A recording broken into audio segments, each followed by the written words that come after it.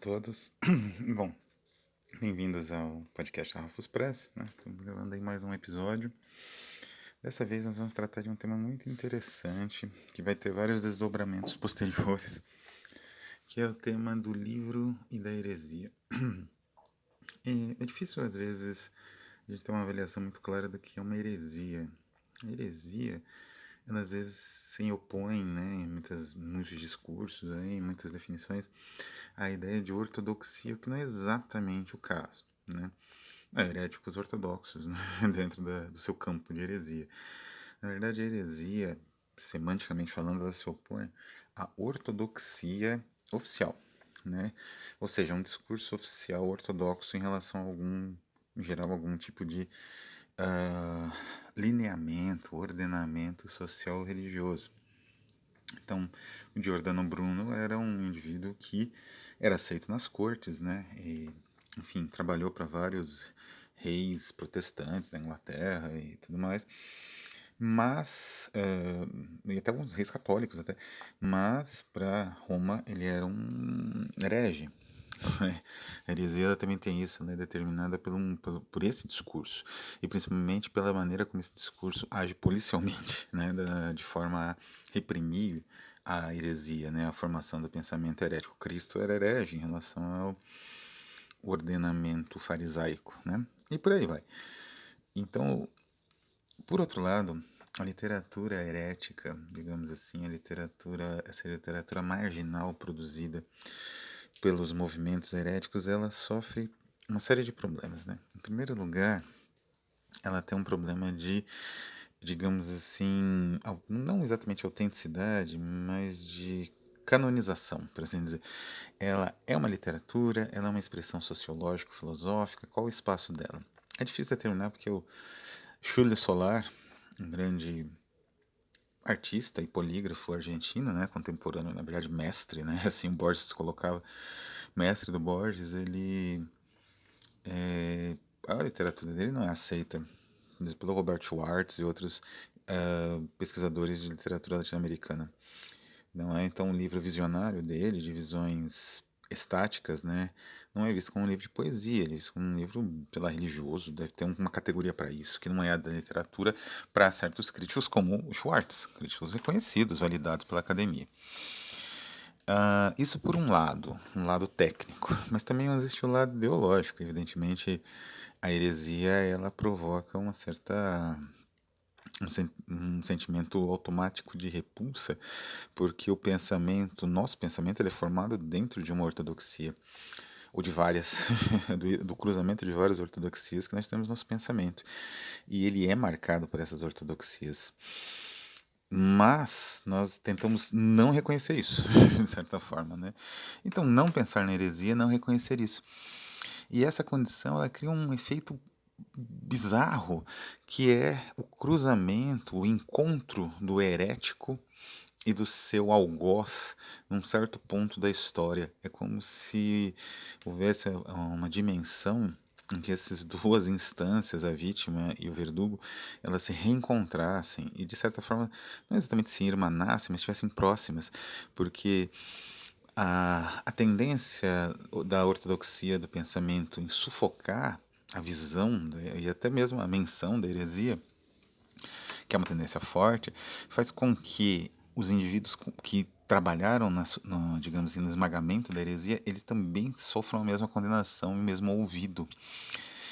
Ou, enfim, existe quando isso não é possível, uma redução como se fossem seres zoológicos, não representassem o pensamento do senso comum, que tem uma certa brutalidade, uma certa tendência à supressão do outro. Então você exclui isso com aquele pensamento confortante, né? Ah, não, o Martelo das Feiticeiras é um livro antigo e era das pessoas, sei lá, idiotizadas desse período histórico. Mas não, o Martelo das Feiticeiras era um livro, digamos assim, doutrinário, com um certo valor na época, né? Era lido pelos pares, digamos assim, dele, e que inspirou um tanto quanto outros pensamentos, que muitas vezes essa mesma pessoa que rejeita essa formulação inquisitorial, né? Ela mesma aceita, acata formulações repressivas em outras instâncias, né? Então, a heresia tem essa formulação complexa, não é? Talvez nossa memória, digamos assim, memória coletiva ou nossa memória mais geral associa a heresia, evidentemente, à Igreja Católica, né? Os grandes perseguições da Inquisição na Idade Moderna, especialmente. A Inquisição ela não é nem uma instituição muito medieval, ela já surgiu bem próximo da Idade Moderna. E as manifestações dela mais duras, incluindo aí a morte do próprio Giordano Bruno já mencionado, e depois uma organização realmente repressiva na Península Ibérica, na Espanha e Portugal, e depois nas colônias. Nós vamos ter gigantescos autos de fé no Peru, no Chile, no México, né? E alguns no Brasil não tão grandes, mas de certa relevância e peso. E perseguições, né, também, como Padre Vieira e outros, né, também ali orquestradas pelos familiares da Inquisição. Isso tende a fazer com que nós não vejamos que existia uma Inquisição também protestante, radical, com menos vítimas, mas com uma formulação repressiva de pensamento, especialmente nos Estados Unidos, e uma formulação tão repressiva que vai marcar a mentalidade desse povo, né? Eu vou falar um pouco mais disso num vídeo futuro, eu vou falar especificamente de uma obra de grande importância na literatura americana, ou pelo menos na literatura produzida nos Estados Unidos, não é? Exatamente um reflexo dessas perseguições inquisitoriais que existiram lá, com uma outra configuração, mais jurídica, inclusive, e o que era muito pior, porque isso era um ordenamento aceito dentro da jurisdição estatal, enquanto que a Inquisição, digamos assim, católica espanhola, ibérica, como costumamos falar, Inquisição ibérica, ela agia ao arrepio da lei e num determinado momento ela se unia. A lei, na verdade, era funcional, ela era um instrumento, né? Você relaxava o condenado da Inquisição ao braço secular e aí ele era sofria punição, né? Queimado, sanbenitado, açoitado, enfim, né? Talvez por conta dessa, por assim dizer, posição proeminente da Espanha no quadro geral da Inquisição global, não é? Afinal, a Inquisição Ibérica ela configurou, de certa forma, o próprio nazismo, né? Existia essa perseguição ao judeu, ao cristão velho, ao cristão novo, na verdade, o cristão velho perseguindo o cristão novo, não é? O grande dramaturgo Antônio José da Silva, que tinha um codinome de judeu, né? O judeu, ele sofreu, a família dele sofreu horrores, né? Nas prisões inquisitoriais por judaizar em segredo, esse era o crime dele, né? Então, essa concepção que inspirou o nazismo indiretamente, às vezes diretamente, dependendo, né? Ela foi criada na Inquisição Ibérica. Né? A Inquisição Ibérica foi uma instituição gigantesca. O Paul fala dela, porque ela só foi, de certa forma, extinta com as invasões napoleônicas, porque depois que o Napoleão foi expulso, né, as tropas napoleônicas, não pôde voltar atrás, né? Não dá para voltar no tempo. E o Paul fala disso, aliás, no Poço e o Pêndulo. As invasões napoleônicas acabaram com a instituição da Inquisição na Espanha. E tinha auto de fé na virada do século XIX, 18 para 19, já assim, entrando no século XIX. Auto de fé com gente de São Benito, como os quadros do Goya, que aliás não estão tão longe do século XIX, né? Os quadros do Goya são da segunda metade do século XVIII, isso ainda era comum, não é? As pessoas são benitadas, pessoas ali carregadas naquelas carriolas, né? Até o chamado queimadeiro, que era onde se fazia ali as execuções inquisitoriais, né? Então, talvez por conta disso, a Espanha ela tenha preeminência, e a gente vai falar nesse nosso episódio exatamente dessa literatura, digamos assim, herética, em alguns casos, inclusive, uma literatura condenada pela Inquisição ou perseguida de uma forma ou de outra, publicada, né? Inicialmente, e alguns livros do outro lado dos inquisidores, que, claro, sofreram o ouvido, mas que são necessários para se conhecer as concepções que se tinha de demônio e tal nessa época, e que espantam, não tão espantosamente assim, persistem na nossa modernidade, né? Na contemporaneidade. Então a gente vai falar de duas séries de livros e de duas editoras contemporâneas. Desse total, só uma das editoras contemporâneas é alemã, de Berlim. Tudo o resto é espanhol, né? Então vamos começar falando das duas séries. Nos anos 70, em 75, ocorreu um fato importantíssimo na história da Espanha recente, que foi a morte de Franco. Não é? Nesse mesmo ano, dois editores fundaram, na verdade um grupo de editores fundou dentro da Editora Nacional de Madrid, uma série chamada Biblioteca de Visionários Heterodoxos e Marginados. Editora Nacional, né, de Madrid. Essa série ela teve um total de 52 volumes e durou entre 75 e 84, quase 10 anos. E é uma série espetacular. Né? Das séries que eu costumo. As editoras espanholas, como a Ciruela, a Nacional e outras, elas têm várias séries, né? Inclusive uma que é uma série importada da Itália, da Franco Maria Ricci, que é a Biblioteca de Babel, com introdução, apresentação do Borges, de cada livro e tal. É uma série incrível e, enfim, eu coleciono essa série porque quero ter todos os exemplares e tal, né? Então tem várias, entre os anos 70 e 80, séries desse peso e dessa qualidade surgiram na Espanha. Mas a Biblioteca de Margenados, né, a Biblioteca de Visionários, ela é espetacular. A escolha, a preparação crítica com textos longos, textos complexos, né? Pesquisa acadêmica, pesquisa jornalística, pesquisa, em alguns casos também de colecionismo, né? De colecionadores que entendiam muito do riscado, do material, dos livros, né? Enfim, cada livro desses é uma preciosidade. Alguns você consegue encontrar alguns com preços nada baratos, alguns são bem raros, no estante virtual. Não é? Se encontrar, corra, compra qualquer que seja, porque vale a pena. São lapidários medievais, são coletâneas de peças para títeres, né? Para titereiros, são visões de profetas heréticos, poesia barroca menos conhecida, também com forte carga herética, literatura gótica ou literatura frenética espanhola, que é um ramo espetacular, não é? Ela tem bastante derivação francesa, mas é sanguinária e brutal, como quase tudo que vem da Espanha. Tudo isso existe nessa coleção, não é? É uma coleção incrível e eu tô viciado nessa coleção, tento comprar tudo que eu posso deles. Não é muito fácil. Tem, por exemplo, uma edição que se chama Monjas e Beatas Embarcadoras. É raríssimo. Às vezes passa de R$ 500, né?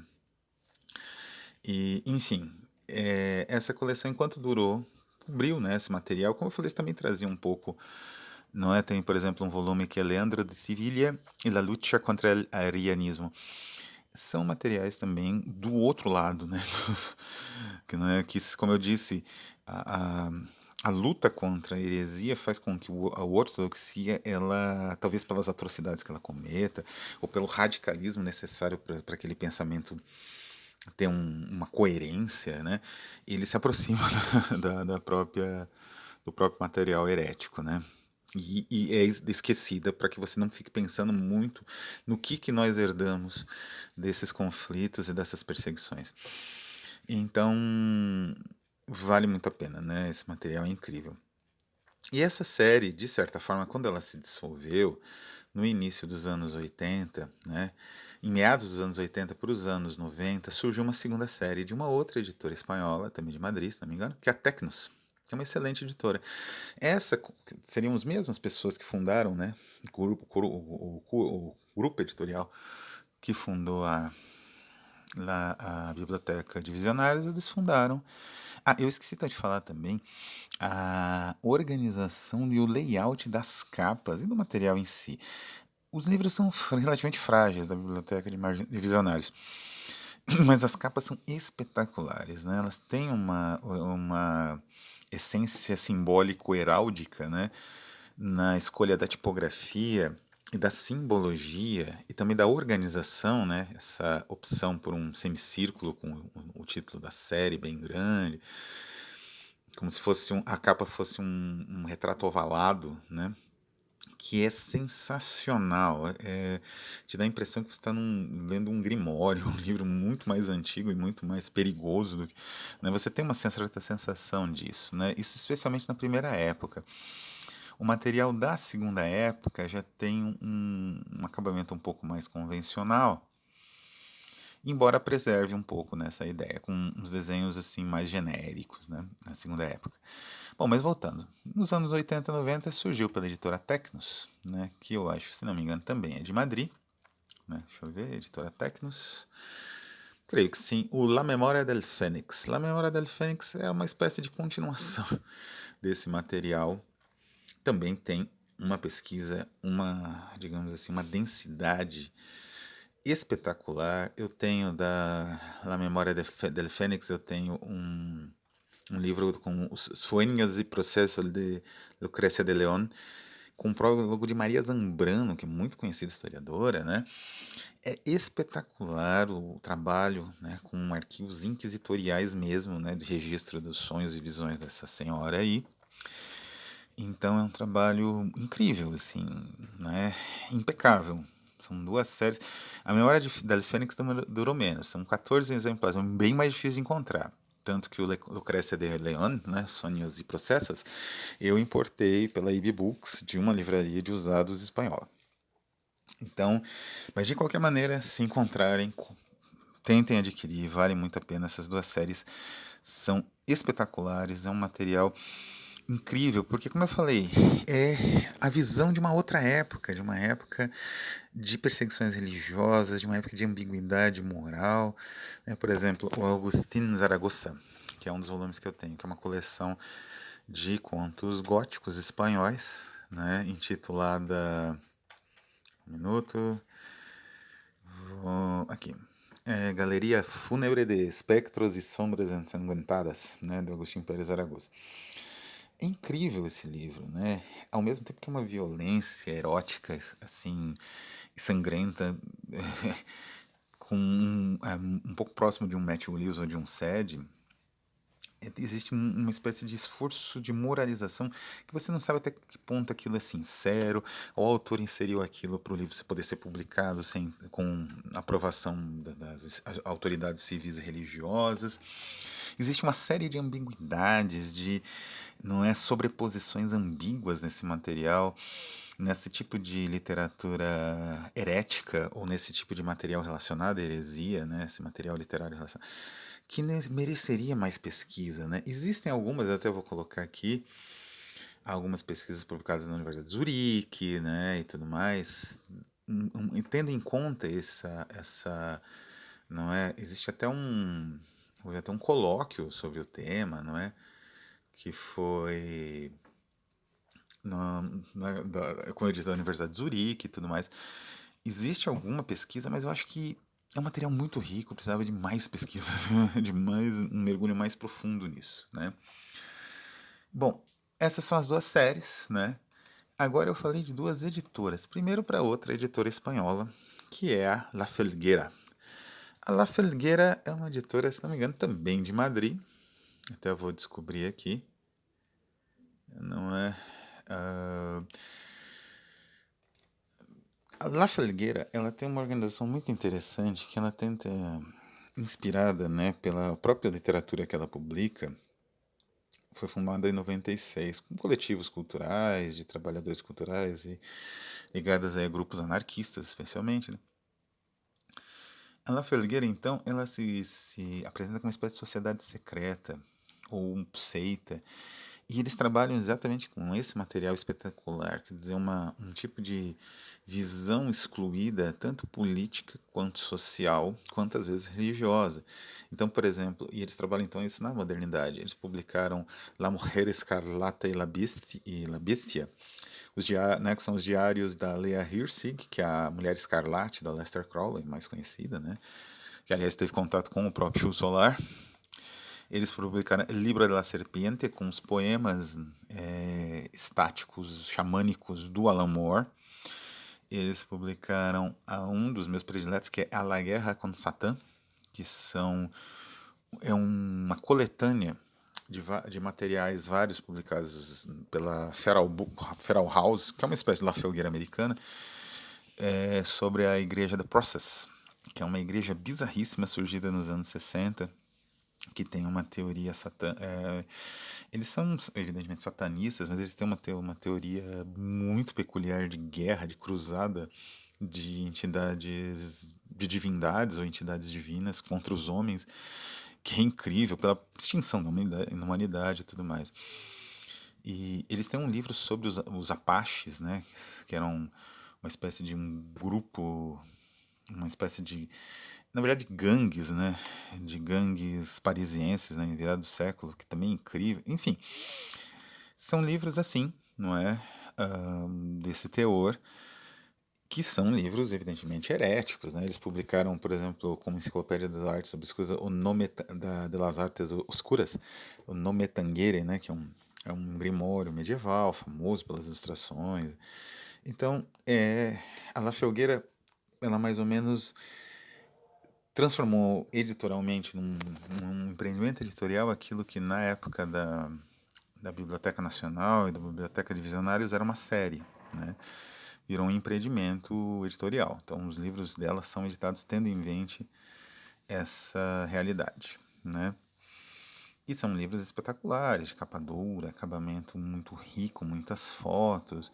Existe uma estética na La Felgueira de tentar aproximar esse material de uma espécie de iluminura, né? Transformar. Isso é muito forte no livro da Serpente do Mor, que é um dos livros mais bonitos que eu tenho na minha coleção. Que é uma ideia de transformar aquele material impresso em massa, com ilustrações e tudo mais, né?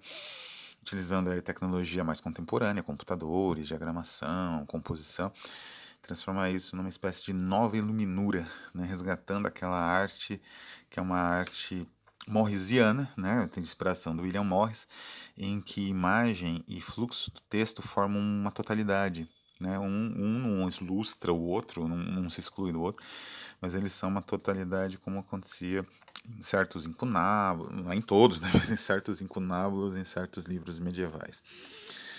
Então, é outra editora espetacular. Também vai ter aqui o link, né, com uma curadoria incrível, tanto de autores, como eu falei, autores locais, autores menos conhecidos, né, como a Lea Hirsch, mas de grande importância, grande talento também, né. E, enfim, né, também totalmente focada na heresia. E a última editora é a Hexenhammer Books, de Berlim. É uma editora relativamente nova, ela trabalhava com livros usados, vendia no Etsy, né, aquela plataforma. Ela vende ainda no Etsy, né, aquela plataforma de venda de produtos artesanais na internet. E eles trabalham com algumas reedições artesanais espetaculares também. As duas mais recentes é o Demonologie, na edição de King James, né, do Rei James, na nova edição, e Wonders of the Invisible World, do Cotton Mather, que foi o responsável processual, ele foi consultado, né, nos processos de Salem, nos Estados Unidos. Então também é um material incrível, um acabamento assim primorosíssimo. Os livros são muito caros, eles custam mais de 100, entre 100 e um pouco mais de 100 euros, em uma tiragem muito limitada, preservando o inglês arcaico, né? As duas edições são em inglês arcaico, com gravuras numerosas. É, enfim, um trabalho que vale cada centavo investido, um trabalho que você investe, né? Uma pena, esse material está disponível, né, em domínio público, em arquivos de internet, difícil, de não tão fácil acesso à pesquisa, e escritos no inglês arcaico que é difícil a leitura. Então, é um material que é raro, né, um material raro que eles transformam em livro. Não é necessariamente um material, né, um livro feito à mão. Então, não é? No momento que eu estou lendo, por exemplo, o Wonders of Invisible World, do Cotton Mather, só tem 3 exemplares disponíveis. Ele praticamente vendeu tudo. Foi, acho que, editado 666 cópias, evidentemente. Mas vale a pena e, né, é caro. É caro porque realmente é um material que é único, né? Esse material realmente é único. Bom, então é isso. Eu espero que vocês tenham. Aqui foi mais uma apresentação, né? Eu não vou tentar mergulhar muito na literatura herética. Como eu falei, a literatura herética ela tem hoje em dia uma abordagem científica, em teoria literária, em teoria do discurso, mas ainda um pouco incipiente. No Brasil, a gente tem um exemplo desse tipo de material nos discursos e visões do Antônio Conselheiro, que é um material muito pouco estudado e que eu acho uma pena isso, né? Também nas visões do próprio padre Vieira, que costuma ser analisado ou formalmente, né? Ou sociológico historicamente. Eu acho que existe também uma necessidade de análise dentro de uma outra concepção de gênero discursivo que leva em consideração essa, digamos, esse arcabouço mental da heresia. Que ela é, né, a pesquisa sobre heresia antiga, a pesquisa histórica. Acho que agora é necessário uma pesquisa discursiva, um resgate desse material, né? Então é isso, vou ficando por aqui, né? Eu vou colocar algumas referências sobre heresia, né? É um tema muito interessante. Meu professor, Luiz Nazário, né, que teve nas minhas bancas de mestrado e doutorado, ele trabalhou com isso. Então vou colocar um material também publicado por ele. E, enfim, vamos discutindo sobre heresias, que é um tema que vale a pena a discussão. Então é isso, eu vou ficando por aqui. Um abraço e até a próxima.